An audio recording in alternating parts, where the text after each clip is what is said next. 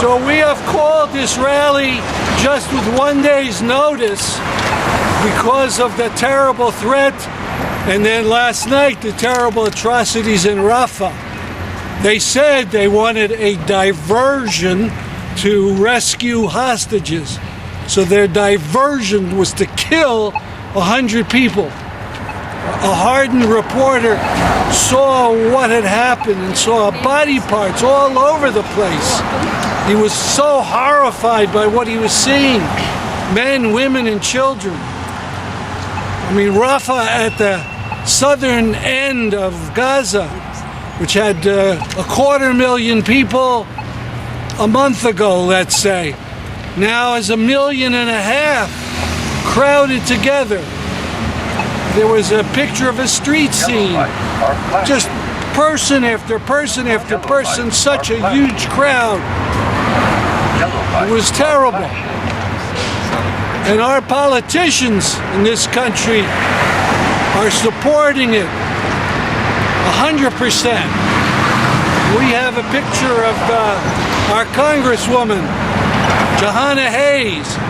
People have met with her time and time again, tried to convince her, tried to appeal to her, and it's gone nowhere. She supports and votes for all the money to Israel. She never says anything about any of the atrocities, about the killings of Americans. Shireen Abu Akleh, the reporter, an American citizen. We appealed to her. We appealed to her about Omar Assad. This is going back now 2-3 years.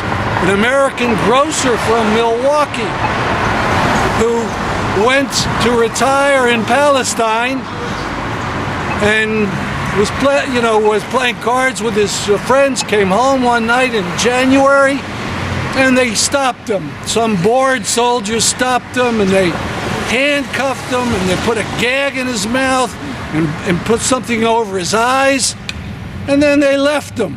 He had a heart attack, and they just left him there, and he died, an American citizen. And the U.S. has done nothing. And Johanna Hayes has done nothing. And we appealed at the city council.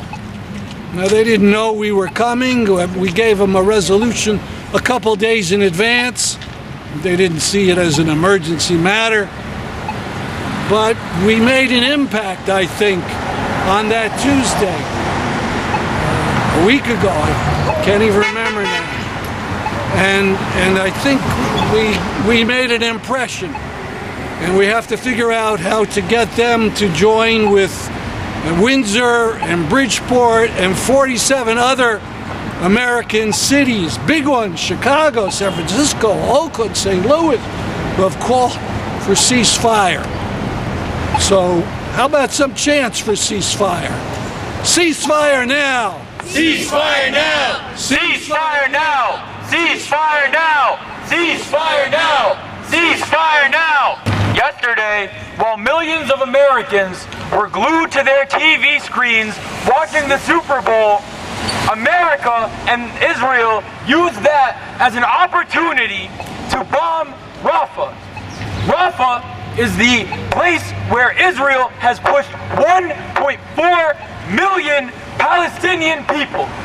1.4 million Palestinian people who are starving, who are eating grass and drinking water from puddles in order to survive. All the while, America is suspending aid from UNRWA, an organization that is dedicated to protect and provide aid to refugees based on baseless claims that Israel has found that only four of UNRWA's workforce participated in the October 7th attacks. This is appalling and disgusting. We must do something, and a ceasefire is only the first step towards liberation and freedom for all of us. Our freedom is all interconnected. None of us are free until we are all free. So we must begin with a ceasefire, and then we lift the siege on Gaza, and then we free Palestine. Free, free Palestine! Free, free Palestine! Free, free, free Palestine! Free, free, free Palestine! Free! I was last in Gaza just before the Israelis withdrew, and there's an amazing Gaza community mental health clinic there that the Israelis have since bombed. It was rebuilt, they bombed again. It treated the people who had been put in jail, all of whom had been tortured. I spoke to some of them. The way they have been treated in Israeli jails, of course, goes on. Our government says nothing. Just two more things. UNRWA, was developed specifically when the Nakba occurred in 1948, when Israel ethnically cleansed the native population of Palestine, so that because they were not Jews, they just kicked them out, and they're the people that now mostly live within 100 kilometers of their former homes. But UNRWA was specifically created to protect those refugees with the idea, as according to UN Resolution 194, they would be allowed to return. And when they talk about places that are safe for the civilians in Gaza to go, while Israel is rooting out all the Hamas people, why don't they let them go back to their homes in Palestine? That doesn't come up at all. But in any case, Israel has been really trying to get rid of UNRWA since its formation, because it's a constant reminder of their duty not only to provide humanitarian aid, but also to protect their refugee status and ability to go home. Finally, we hear our president and powers that be talking about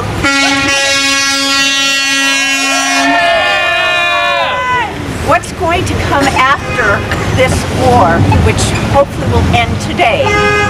But when it does, they're talking about how they're going to set up a two-state solution, how they're going to create. Do they ever talk about actually having a free and fair election in Palestine for all Palestinians, including in the diaspora, for them to decide who their leaders will be, not the PA, which is just a quisling for Israel and the United States.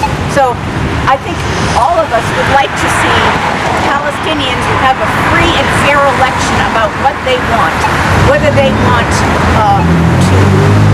have two states, whether they want what seems to be the only just and sustainable solution, one democratic state for everyone, Jews, Muslims, Christians.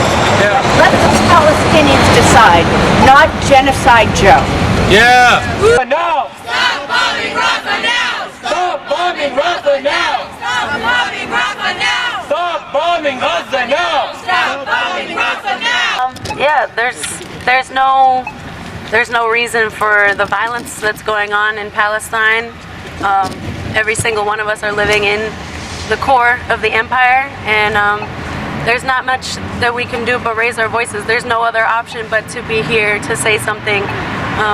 While our nation is responsible for the murder of thousands and about to be probably millions. Millions of people are in danger now, and so we have to raise our voices, we have to stand, we have to fight, we have to be here to save the people of Palestine. Free Palestine, land back, that's all there is, that's the only answer. So that's why we're here, raising our voices for Palestine. Free Palestine, land back, ceasefire now, let's go.